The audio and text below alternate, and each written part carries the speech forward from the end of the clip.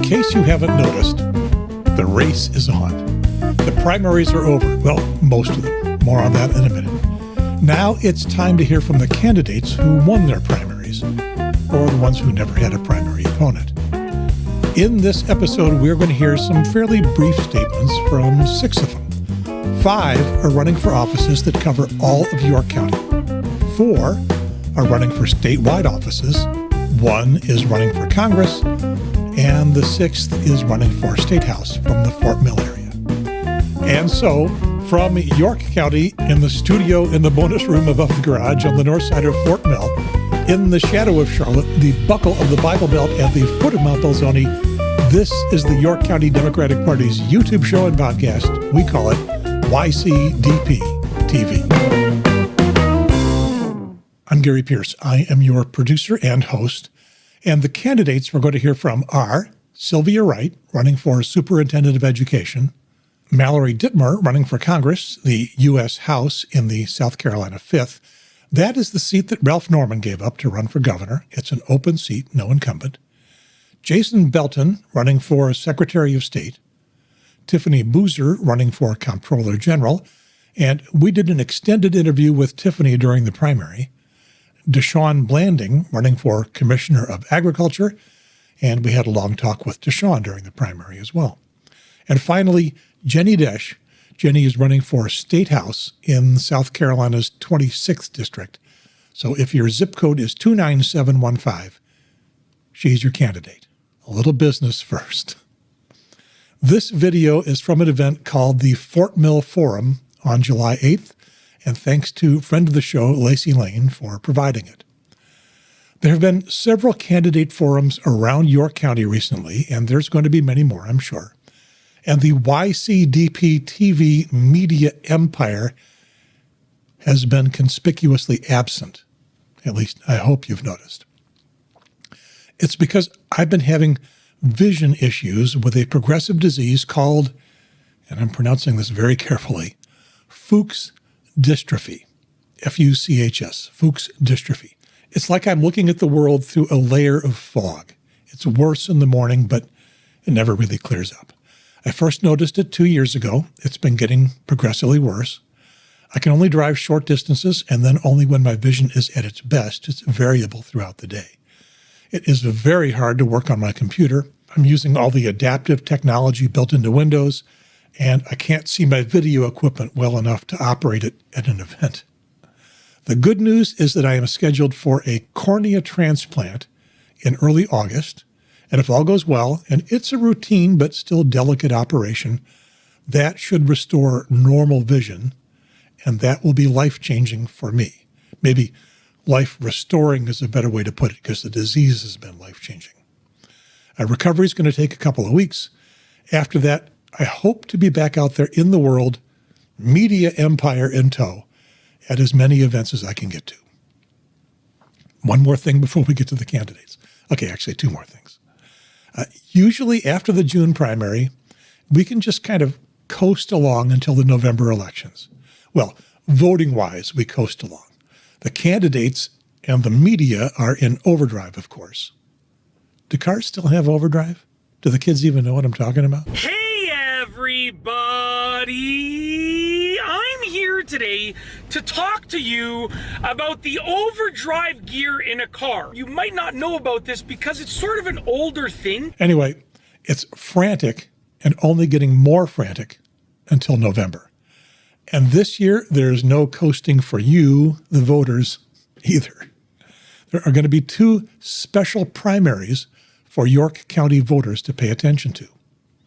The first, at least first on the calendar, is a special Republican primary to replace Lindsey Graham as the Republican nominee for U.S. Senate on the November ballot. That is going to be August 11th, with 3 days of early voting the week before. Who's running? Well, I would expect a crowd. Most of the candidates who lost the primary for governor are expressing interest, including our beloved Ralph Norman here in York County. And there's going to be others, even though President Trump just endorsed Darlene Graham Nordone, that's Lindsey Graham's sister. That's who Governor McMaster appointed to complete Lindsey Graham's term and who we thought was only going to be a caretaker senator. Keeps things interesting. That governor's primary required a runoff, and this one could too. And if so, that'll be on August 25th, if none of the candidates gets more than 50% of the vote. And we just learned that the South Carolina Election Commission ruled that if you took a Democratic ballot in the June primary, you are not eligible to vote in this special Republican primary. If you took a Republican ballot, or if you didn't vote at all, then you're golden. So let's hear it for Sloth. It appears that the South Carolina Democratic Party is going to go along with this decision, so most of us can just sit back and watch the food fight. The other special primary is one that we've known about for a while. This one is to replace Republican Wes Clymer as state senator in State Senate District 15. That is much of central York County, but not including most of Rock Hill or any of Fort Mill. Clymer is resigning his state Senate seat to run for Congress against Mallory Dittmer in South Carolina's 5th District, which covers all of York County and a bunch of surrounding counties. Clymer's resignation is irrevocable. So when he loses to Mallory, he can't go back to the state Senate. The actual special election for that seat is part of the November 3rd general election. Clymer worked a deal in the state Senate to change the usual timetable for a state Senate vacancy and save us a little money, although that's kind of gotten blown up by all the other special elections. Well, we still need a special primary because we have 2 Democratic candidates running for that seat, Chad Williams and Monica White. Republican James Burns has also filed, and since he's the only Republican in the race, he skips the special primary and sails on to November. And note that I'm recording this on Saturday afternoon, July 18th, and the filing period for this primary closed at noon today. The Election Commission website doesn't show anyone else at this time, but someone may have slipped in at the very last minute and might not be on the website as I can look at it right now, but probably not. So that special primary is November 1st. There's going to be a week of early voting the previous Monday through Friday, 8:30 a.m. to 5 p.m. at the York County Government Center in the city of York, which I've recently learned is the city of York, not the town of York. Side note, that's where the county council meets, and it has not been an early voting polling place for the past few elections. I remember voting there early years ago, but it hasn't been for a while. It still won't be in November, but it is the only polling place for this special primary. It is in the middle of the Senate District 15. A runoff for this primary is unlikely.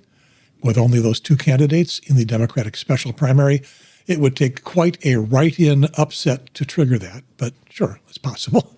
September 15th if it's needed. So I hope you've been paying attention. There's going to be a quiz. It'll be September 1st. The final exam is November 3rd.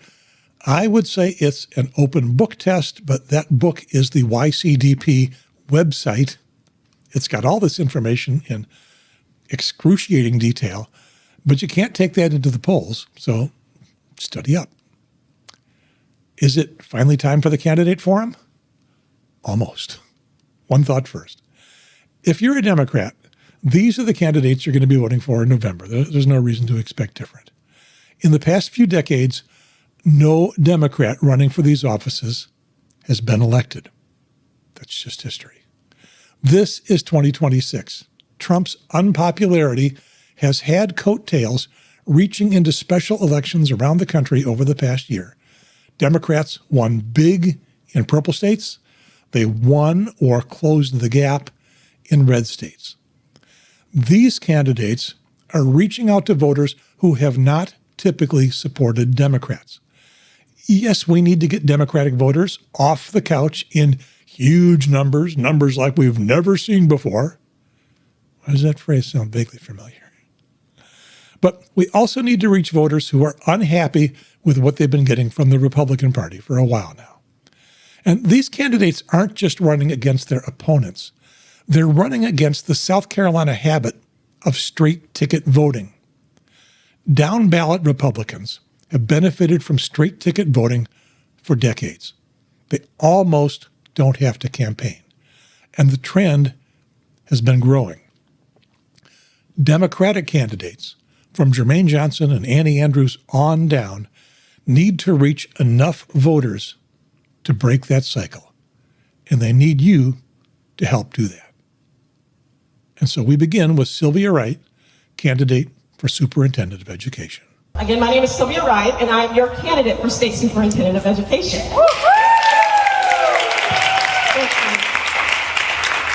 So are you ready for your children and grandchildren to love school, to enjoy learning through exploration instead of on a Chromebook? Are you ready for our educators and our support staff to get paid what they're worth and to get the respect and be treated as professionals? And are you ready for a school system that promotes creativity and critical thinking? Well, I'm the right choice for you. Education ranks 43rd. We rank 43rd in education in South Carolina. The current superintendent, she's never been a teacher. She's never worked in the school system. And she got a master's degree in 6 months from Belton University. I graduated from the Citadel with a master's in educational leadership. I continued at the Citadel, received my specialist in education, which prepared me to be a superintendent. And like I said, I'm currently working on my doctor of education at the University of South Carolina in systems improvement and innovation. My plan includes investing in early childhood education, improving school safety, and increasing teacher retention and recruitment. The current superintendent, is talking right now about a sudden surge, but there's no surge because we still have populations of students who are being left behind. Students in special education, students in rural and underserved communities, they're being ignored. And so it's time to pay attention to those populations, to give them the resources and the funding that they deserve. And the other issue that we're having as well is it's a testing culture. So it's time to change that.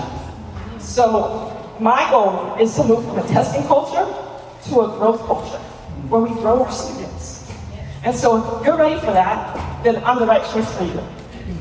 Look me up on my website, Wright2026sc.com. I need volunteers, I need donations. $10 a month will help my campaign. And I also need your vote on November 3rd. Thank you. Next up is Mallory Dittmer. Mallory's running for Congress for the U.S.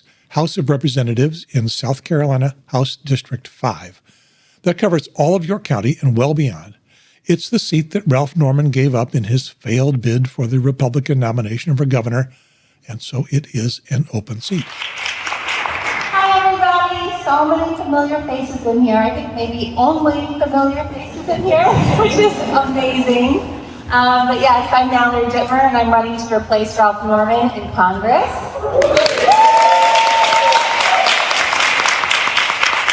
And we have an incredible opportunity to retire Wes Clymer as well. So almost everyone here has heard me speak before. Today I want to talk a little bit about this next phase of the campaign. All of my issues are on my website, dittmerforcongress.com, but I want to talk a little bit about why I'm running. And all of you have heard me say this before. I've been saying it since October 1st. I'm running because I don't recognize the country I'm raising my kids in. And I've been saying that literally every day for 10 months. And every day I'm met with an acknowledgement that people feel the same. And at every event I've had, rarely is it one party event, right? We've been very fortunate to have independents at all of our events. We've had Republicans show up to a lot of our events. But last week, Lacey and I had a very kind of first opportunity.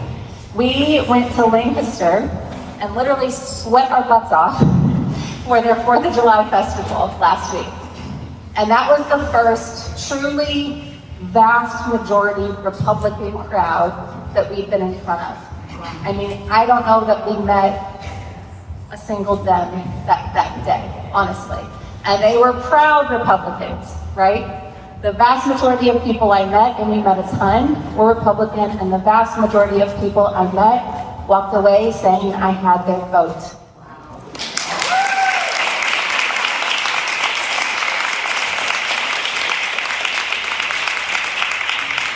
And my why was the reason why. I shared that same line with them that I've shared with all of you for months. And I honestly was a little taken aback by how enthusiastic they were in agreement that they don't recognize the country they're raising their kids and grandkids in either. And so I've honestly been thinking about that nonstop since, because I know why I don't recognize the country I'm raising my kids in, right? And for me, it has a lot to do with one man and his influence at the top. But these people, they also don't recognize the country that they're raising their kids in. And when we talked about it further, everyone's tired of the division and the chaos, even the Republicans. And so one of the things that I have been thinking about, I think one of the main reasons we don't recognize this country anymore is because somehow along the way, it's become too radical to be reasonable. And the reason that is something we're very familiar with here in Fort Mill, which is that it's this outrage machine that churns day and night, all day, every day, that has become Washington's playbook, right? Because of this attention economy that we're living in, politicians know all they need to do is make headlines and go viral for their donors to show up and give them a bunch of money, have their support, and now their seat is secured for another cycle, right? That is what I'm calling the outrage machine. So we all need to be aware that that's what's happening and that everyone is tired of it, right? And we see this, and one of the things when I discovered this outrage machine years ago, Moms for Liberty is very big with this outrage machine here in Fort Mill, who we've repeated over and over again. It's something that once you see it, you can't unsee it, right? So every time Wes Clymer is talking about private school vouchers and the fact that our classrooms are indoctrination centers, every time Ralph Norman is talking about the SAVE Act and the fact and his idea that there's all of these immigrants who are here illegally voting in our elections, we know it's not true. They know it's not true. But they're just raising money off of our division, our fear, and our anxiety, and our outrage. And we have to decide that enough is enough. And I think that as we all go out from now until November and try to bring people into the fold, right? Because we got through the primary, now we're talking to people we can persuade. I invite everyone to please see your neighbor Republican as someone that you might actually still have something in common with. Talk to them about this outrage machine that people like Wes Clymer are going to go and continue to be a continuation of in Congress, and invite them to be a part of the change, because we're all tired. And just to leave it really quick, I got into this race because I don't recognize my kids, the country I'm raising my kids in. And ultimately, I want to be able to tell them that Mom did everything she could at this pivotal moment in our country's history. And so for all of you today, and all of you who've been to events before, so many of you have already donated, but please invest everything, every extra resource you have into this race, whether that's money, time, knocking doors, making calls. It's going to take all of us, but we really can do this. So thank you. Our next candidate is Jason Belton. Jason is running for Secretary of State. Hello, York County and Fort Mill. Y'all ready to win this year? Awesome. I'm not excited as the two candidates that came before me, but y'all bear with them. But I'm Jason Belton. I'm officially the Democratic nominee for Secretary of State. Now right now, guys, we at a crossroad in South Carolina. A lot of big businesses, corporate nonprofits have really took advantage of most of the resources in our state. Now, as you all may know, nonprofits and our local businesses have been the backbone of this state. When we talk about crime rate going up, when we're talking about mental health, it's been our nonprofits right out of our local communities that have been combating all of these problems we've been having in the state. So it's my job as Secretary of State to make sure I empower these local businesses and nonprofits. Now, one way I plan on doing that is making a huge partnership with the Federal Trade Commission. Now, I'm gonna tell you why. A lot of these corporations have come through our state with deceptive charity fundraising. I'll give you an example. There was a group called CARS. They said it was raising money to combat breast cancer in our state. They raised $45 million. Can somebody guess how much of that money was actually spent on operations? $127,000. $127,000. This is the issue. But this takes a partnership, relationships with the Federal Trade Commission to put a stop to these type of things. Now, another thing that we need here, particularly in York County, who's a business owner in this room? Anybody? Anybody non-profit?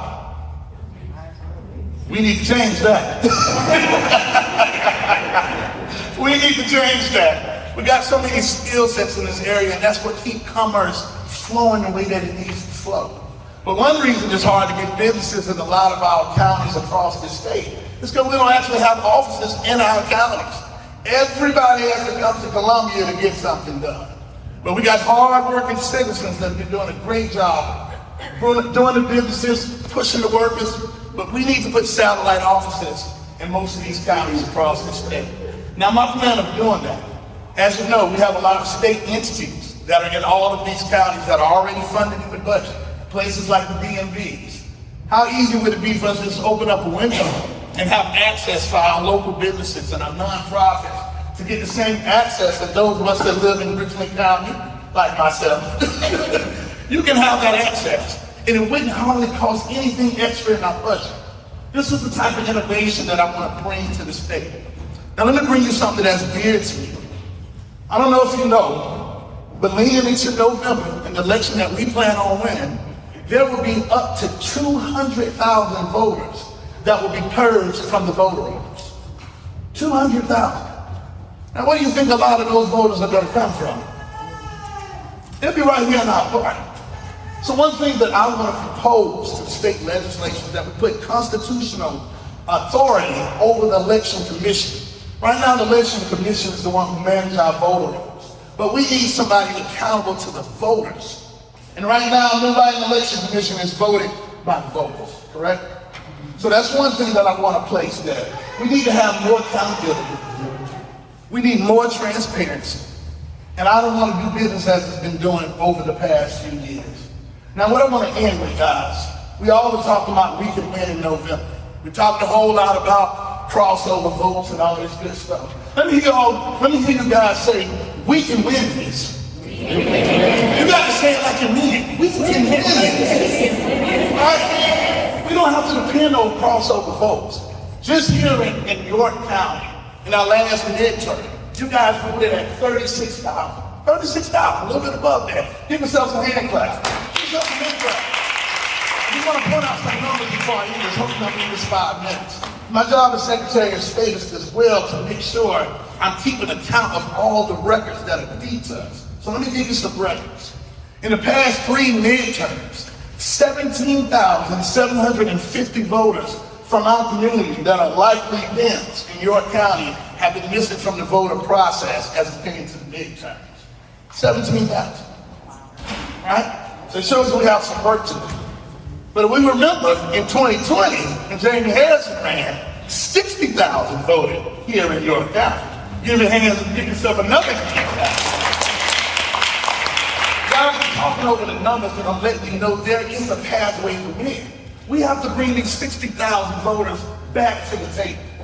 We have to go into the vote building. Let's give a hand for those who have made this happen today. These are the ones you have to support. The numbers are there. So my job outside of what I'm running for, as a state constitutional candidate, my job is to work in sync with all of these state house races that are here and be a top surrogate around the state to make sure we bring these numbers out. We will win this, guys. We can win this, guys. Yes. But we need to pay attention to the numbers and understand that there is a pathway as Democrats. Clap your hands to that. Tiffany Boozer is up next. She's running for Comptroller General, or as she describes it, the state's accountant. And you may recall, We had a great conversation with Tiffany before the primary here on YCDP TV, and I'm sure that's what put her over the top. So here's Tiffany. Hello, Fort Mill. How y'all doing? I went to Rock Hill looking for Fort Mill in Jesus' name. How y'all doing? All right, my name is Tiffany Boozer, your Democratic nominee for Comptroller General. Thank you all for voting for me. You did the right thing. Let's go! All right, so I'm not going to assume that everybody in this room knows what a Comptroller General is, so I'm going to just do a quick little rundown, just to make sure we're all on the same page, and then we'll talk about some stuff. How about that? All right, Comptroller General's office. It's a fancy word for the state's accountant. Do I have any accountants in the room? Oh, snap. Oh, praise him. All right, it's a fancy word for the state's accountant. We do 4 main roles. Number 1, if you work for the state of South Carolina, we process payroll for all state of South Carolina employees. All the payroll goes to our office. We do pay all the bills on behalf of South Carolina. So our state's accounts payable function happens all in the Comptroller General's office. We pay all the bills. All the bills have to go through a screening, if you will, or you can call it a multi-point inspection. They call it an audit, but as an auditor, that's not really an audit to me. But they have to pass so many criteria before the bill is paid. So we pay all the bills. We also issue all of the state accounting directives for the agencies, for the state agencies. So we issue all of that out of our office. And one prime thing that is kind of boring, but is very important, we issue the financial statements for the state of South Carolina. Now, our financial statements are about this thick. Normally I'll bring them as a show and tell to kind of show you what that looks like so that you can just look at it and get overwhelmed. But it is the financial statement, and that is one of the most important parts of our job. And I say that because if you are in business, and I'm sure there's a lot of business folks in here, or in your personal life, right? When you want to get a loan, they check your credit, right? They check your credit. The same thing applies at the state level. So if we have to pass our audit so that we can keep a high credit rating, so that when we borrow money, our interest rates can be low. So when we do not, if we don't take our time, and if we're not being super intentional about our financial statements and making sure they are up to standard, making sure that they follow all the GASB standards, we can fail our audit. And if we fail our audit, our interest rates go up. And guess who's gonna pay for it? Who's gonna pay when we borrow money? Everyone in this room. I know you see when you get paid, your paycheck, you see the state. You see those state taxes. So all of that money rolls up to the state of South Carolina. And it's important, like the Comptroller General's office is important because we're paying all the bills, and you wanna make sure you have a professional, because this is a professional role. You guys will be surprised to know that to enter the race to be the next state accountant, you guys wanna know what the criteria is? Yes. You only have to be 18, a South Carolina resident, and a registered voter. How y'all feel about that? I know, it's insane, right? That's all you need to enter the race to be a state accountant. You are responsible for billions of dollars, okay? The $3.5 billion era that happened a couple of years ago, I'm sure you guys heard the aftermath of that. That happened under the oversight of a CPA. And I understand that because this particular CPA, he's been in the game for 20 years. And yet that a particular portion of that 3.5 billion, 2.6 happened directly in the comptroller's office, 2.6 billion happened directly in our office. It was a double counting error, guys, and that got past a seasoned CPA of 20 years. So he knew what he's looking for, he's sharp, he knows what's happening, he knows how to read the financials, but that error got past a seasoned CPA. So how much more errors that we can anticipate if we as a people decide to not elect a professional for the Comptroller General. I am the only CPA in the race. I am the only accountant in the race. It seems like a no-brainer to not enter the race to be the state's accountant unless you're an accountant, but we're living in a different time. We're in a different timeline. You don't need any type of requirements. You don't need any kind of requirements. You don't need to be a professional. You don't have to be in the profession. You don't have to have any certification. You can just enter it with pure audacity. You say, hey, I am going to be the next Comptroller General. So I'm the only accountant in the race. And I also work in the office as the internal auditor, y'all. My role was created. One of the things after the $3.5 billion era, one of the things that happened after we were audited, we got a new comptroller. The first thing he wanted was, hey, I need an auditor to come in and figure out what the ham sandwich is going on. One of the recommendations was that, hey, this office needs an internal auditor. We have to have it. And they hired me. So I'm working on things, already fixing things. We've done a big overhaul with changing our systems. Does anybody here work for the state of South Carolina? Okay. So I asked that question because many times what you may not understand is that in government, it's very paper heavy, y'all. Government is extremely behind. Okay, it's very paper heavy. So when you're talking about processes of billions of dollars and producing financials and all this paper heavy, relying on Excel only is insane. So one of the overhauls that our current comptroller has done is we have transitioned to an electronic system. We're preparing our financials. So we're going to continue in that direction under my tenure as well. We're going to continue to move as far away from the paper as possible because the more paper, the more potential for human error. Let me tell you just a little bit about myself and then I'm going to open it up for questions. So I know you guys are aspiring accountants and you have some really questions. I know it. I saw it on the side right here. So I'm a CPA. I have over a decade experience. I chose on purpose to be an auditor. Like, I did this. Like, I did it.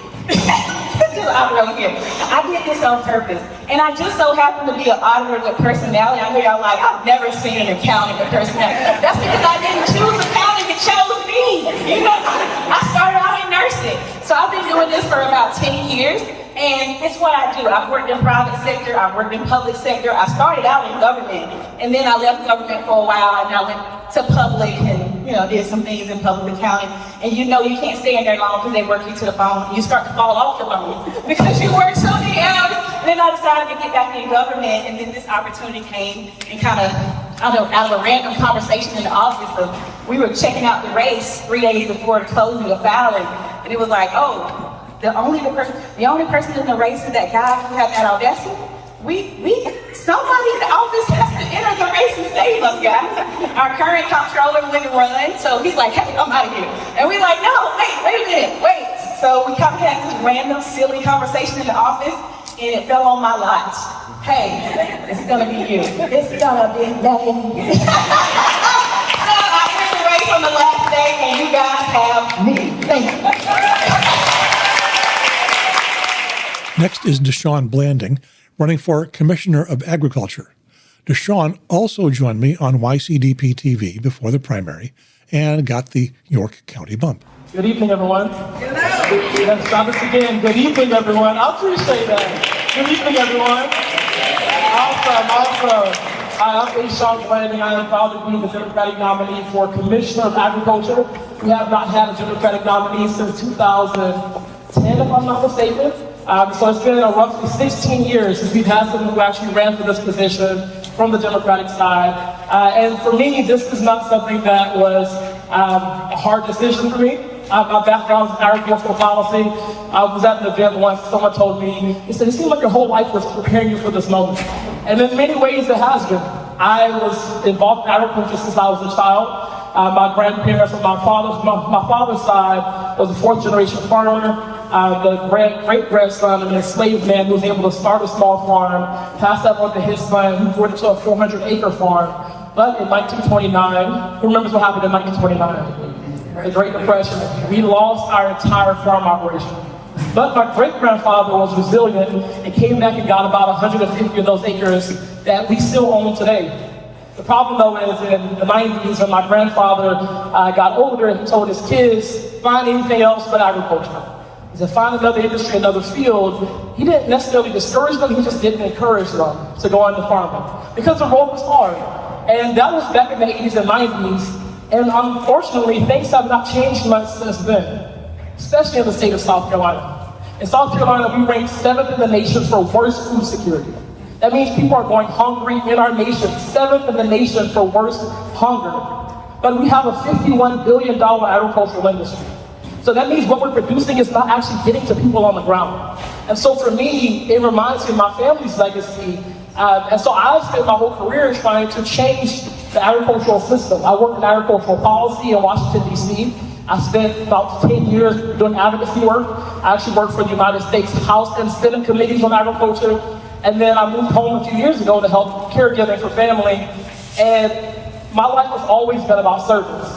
And that's why I moved home. But that's also what I spent my career doing.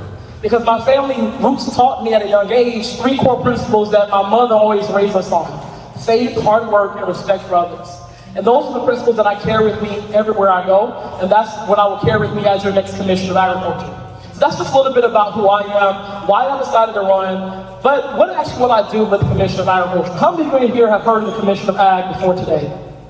Oh, not many hands. All right, well, how many of you are farmers? Okay, we have a farmer in here. How many of you all grew up on a farm? Okay, a few more. Well, how many of you in here like to eat every day? Right. Everyone in here should raise their hands, because this position is about the food, the fiber, the fuel, and the forestry we need in order to sustain ourselves. That's the foundation of agriculture. And if we don't have a good production, we don't actually get it to the people. And the problem, though, is that it's not that farmers aren't producing enough goods in our state. They're producing well. We actually produce more in our state over the last 20 years. It's just not actually getting to the people because the supply chain is broken. Right now in South Carolina, we've lost a lot of processing facilities in our state. In addition to that, we don't have any markets for our farmers. And so what our vision for this campaign is about is strengthening our agricultural system by, 1, increasing processing in our state, and actually investing in local communities, helping them develop their own processing facilities that can be sustainable and rooted here in South Carolina. And then 2, being able to actually partner with local communities. We should be putting the power back to the hands of the local communities, not telling communities what to do, but helping them actually develop. And then lastly, it's about preserving our farmland. I know we're in York County and we're seeing a lot of farmland being lost. Also, not just to development, but also to data centers. So being able to make sure we're preserving that land so we can have a rich food supply. So that's a little bit about who I am, how I got here, why I'm running, and what we plan on doing for the state. Our last candidate is Jenny Desch. Jenny is running for State House of Representatives in District 26. That is Greater Fort Mill, or as she puts it, Gary's house. You know, the bonus room in the north side of Fort Mill. Not really. So everybody west of here, thanks for watching. And for my neighbors, let's get to know Jenny. For 21 years, I've worked in this area in South Carolina, and I have always represented the state. 4.5 years before that, I was a prosecutor in Massachusetts. I represented the Commonwealth. So it's very weird for me to come up and say, I'm Jenny Desch. Because I'm used to representing the state, or the Commonwealth, or the people. But I am Jenny Desch. I live in Fort Mill. I am running to represent the people in this room. I'm running to represent everyone in 29715. And to my core, when I say I am running to represent everyone in 29715, I mean everyone.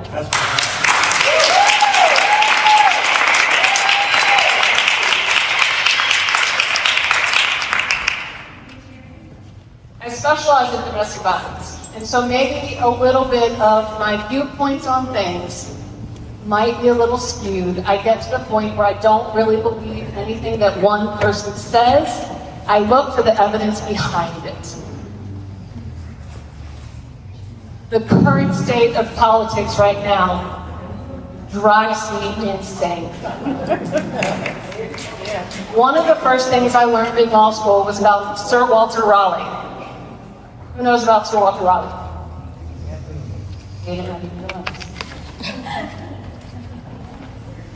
The concept you learn about Sir Walter Raleigh in law school is that cross-examination. He was accused of a crime and put to death and never got to confront his accusers. That's what's happening now in politics, especially with social media. Or a podium where it's, you stand up, you say something, and there are no questions. There's a statement that's put out, and there's nobody responding or pushing you on whether it's the truth. On top of that, we are in a world where when somebody does challenge the truth, they get called a name. I don't know anybody who is not tired of that level of politics. If you know me, you know I will fight for an issue, I will fight for a victim, I will be passionate. In fact, even people that criticize me, that's what they say. She's really passionate. Really passionate.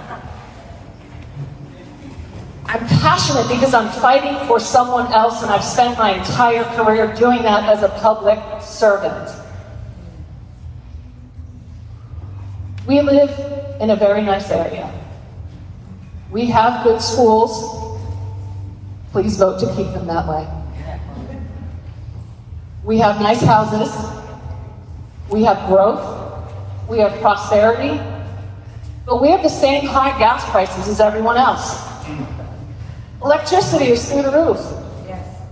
Groceries, high.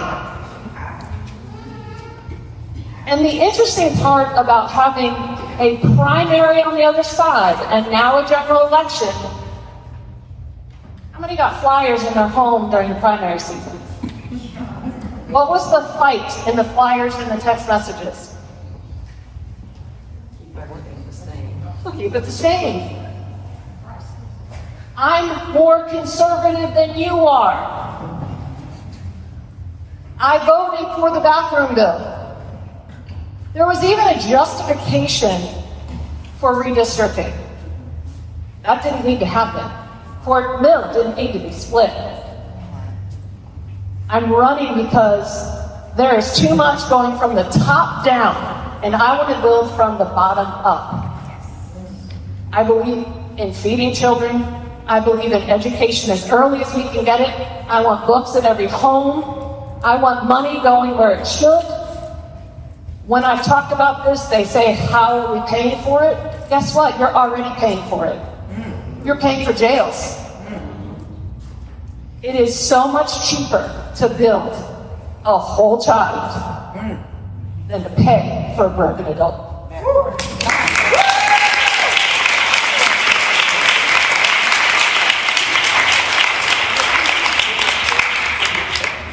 I have one last thing to say.